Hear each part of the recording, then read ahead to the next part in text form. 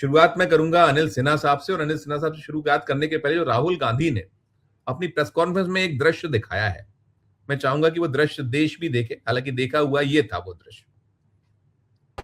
ओ भाई, ओ भाई, भाई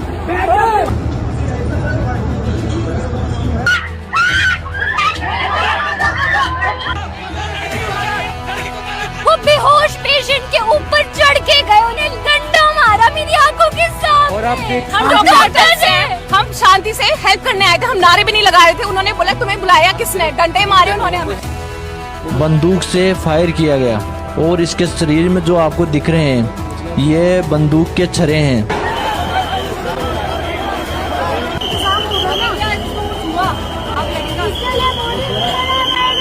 जब अपनों की जान जाती है ना तब पता चलता है इंसानियत मर चुकी है। ये देखिए लड़ाई देखिए, ये देखिए किस तरीके से मार रहे हैं। ये लाठी चार्ज देख सकते हैं आप यहाँ पर।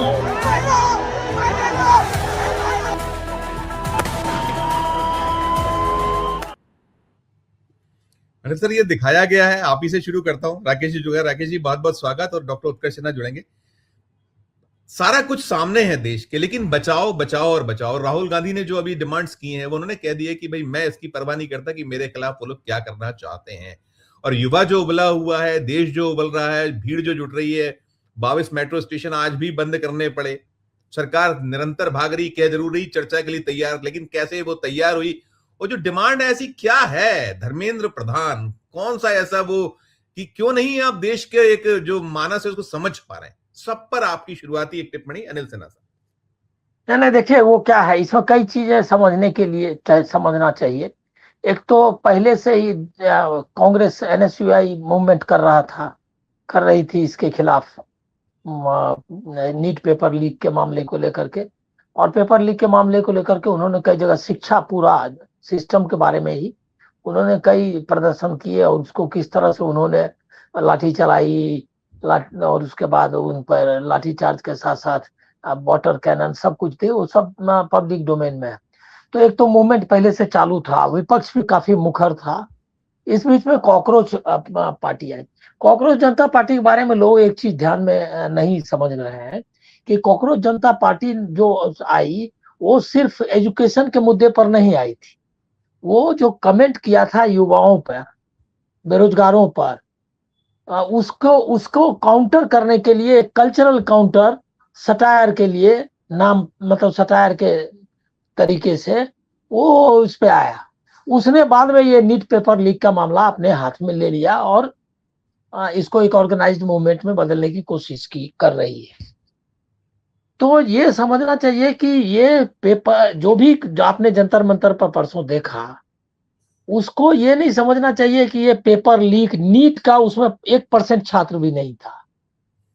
उसमें 99% छात्र जो थे, युवा जो थे, और उसमें कुछ छात्र थे, कुछ युवा थे, बेरोजगार युवा थे।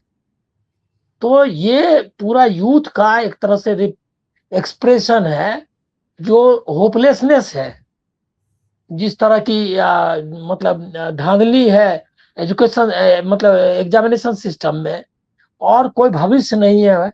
पढ़ाई स्कूल कॉलेज जिस तरह चल रहे हैं, प्राइवेटाइजेशन हुआ तो शिक्षा दूर हो रही है गरीब लोगों के हाथ से, और दूसरी तरफ रोजगार नहीं है, और उसके बाद बीच में मनमाना ये है जिसमें भ्रष्टाचार है।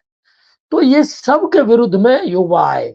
और जब आप देखेंगे अलग अलग वीडियोज और बात करते हुए नारे देखेंगे तो आपको समझ में आएगा कि ये शिक्षा और रोजगार से भी ज्यादा से सब मिला करके एक जो पूरा अभी व्यवस्था चल रही है उसके प्रति गुस्से का इजहार है।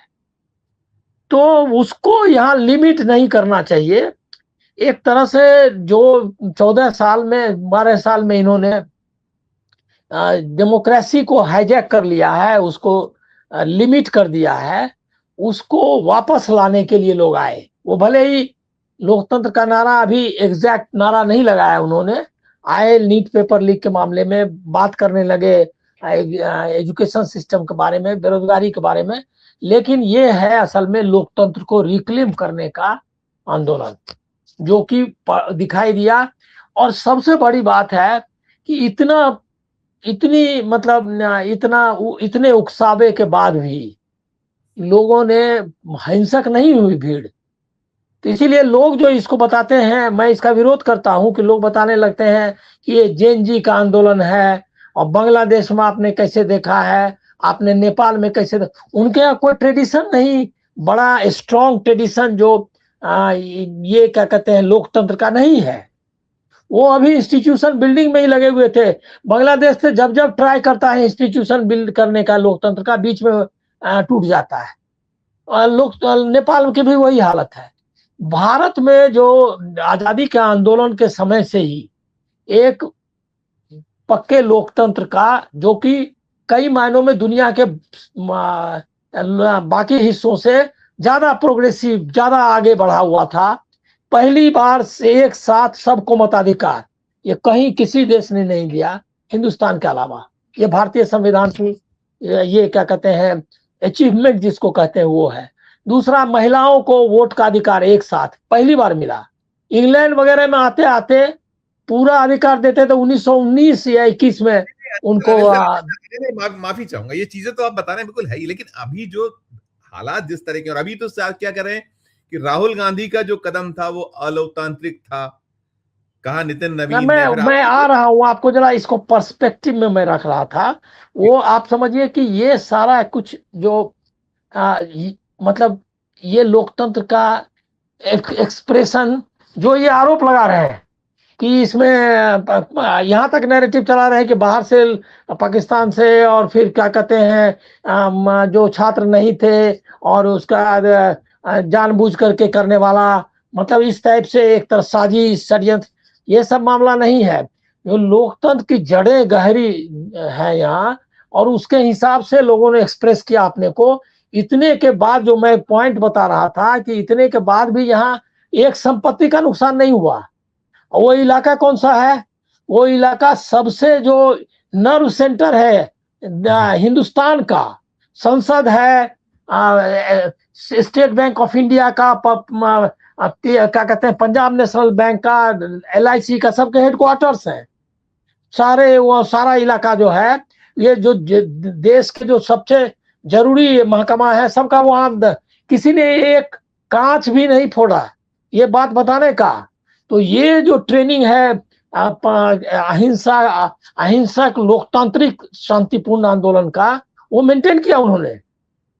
तो ये यही है अंतर। बांग्लादेश, नेपाल, इसकी तुलना करके आप इसको कमजोर करते हैं, इसकी तुलना करने की जरूरत नहीं है। ये जो था ये रियल एक्सप्रेशन था, जो भारतीय लोकतंत्र की जो परंपरा है उसको वापस लाने का था।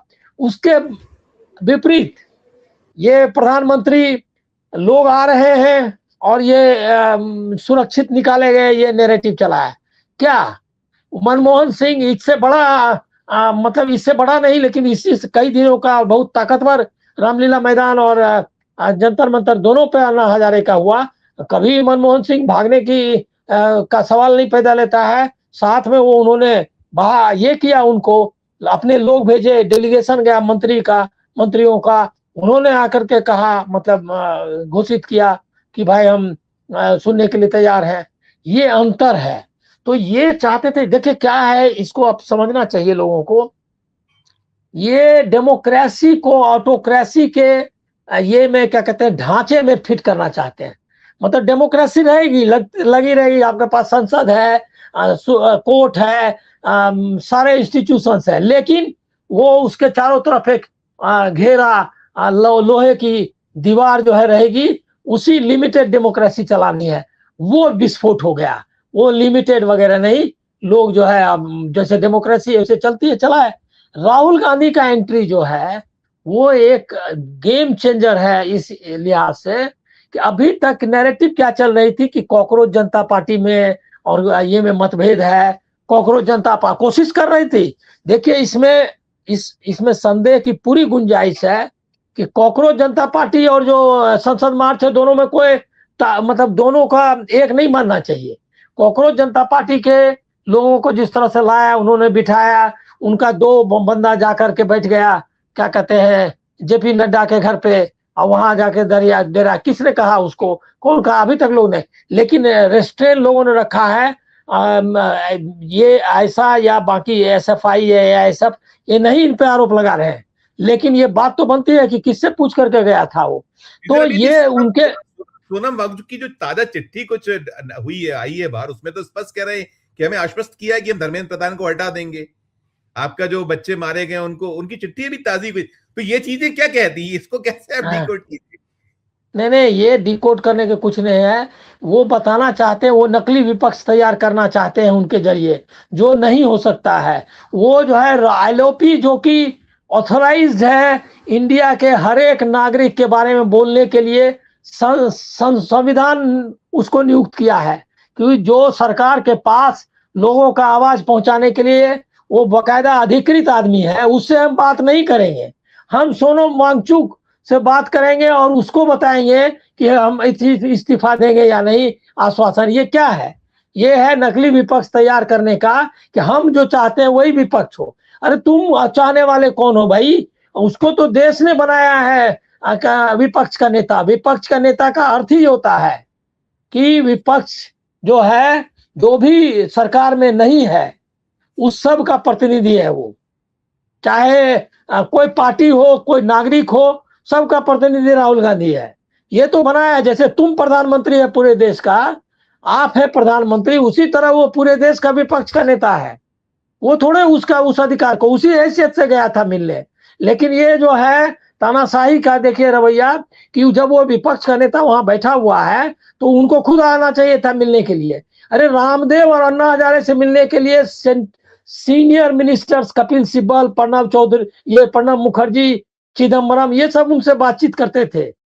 और ये तो क्या कहते हैं, ये अपने ये तो ये है सांसद तो है, विपक्ष का नेता है और देश की सबसे बड़ी पार्टी का नेता है।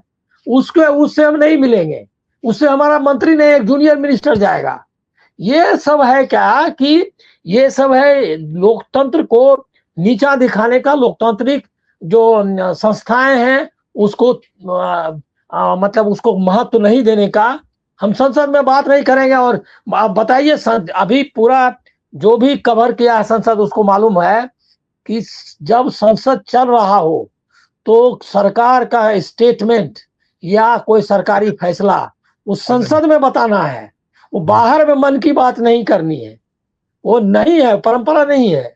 वो आपको यहाँ आके स्टेटमेंट देना है, छोटा, कहीं इवन कहीं दुर्घटना हो जाती है तो परंपरा यही है कि उस दुर्घटना पर भी संवेदना व्यक्त करना है आपको। संसद में आके बीच में रोक करके बोलेंगे 5 लोग मर गए हैं, उनको हम शोक संवेदना करते हैं। यहाँ तो ये सारा कुछ हम संसद में नहीं मानेंगे, विपक्ष का नेता नहीं मानेंगे, और लेकिन प्रधानमंत्री हमको चुन के दिया है, इसीलिए जो मन में आएंगे करेंगे। तो चुनने के लिए, प्रधानमंत्री बनने के लिए आप संविधान चाहिए, लेकिन बाकी चीज के लिए संविधान नहीं चाहिए। ये जो अंतर है, तानाशाही के ढांचे में लोकतंत्र फिट करने की कोशिश है, उसी का लोगों ने प्रतिकार किया है और ये अब रास्ते पर आ गया है। हम लोग बहुत निराशावादी था मैं कि कुछ नहीं कर पाएगा विपक्ष, चुनाव हारता रहेगा, कुछ इधर उधर ट्वीट करेगा या कहीं पर एक आध दो जुलूस निकालेगा और ये चलता रहेगा कार्रवाई का। लेकिन जनता ने, यही हम लोगों को अंदाजा नहीं हो पाता है कि जनता जो है ये कार्रवाई को मतलब फुस जिसको कहते हैं करना, वो फुस कर दिया है।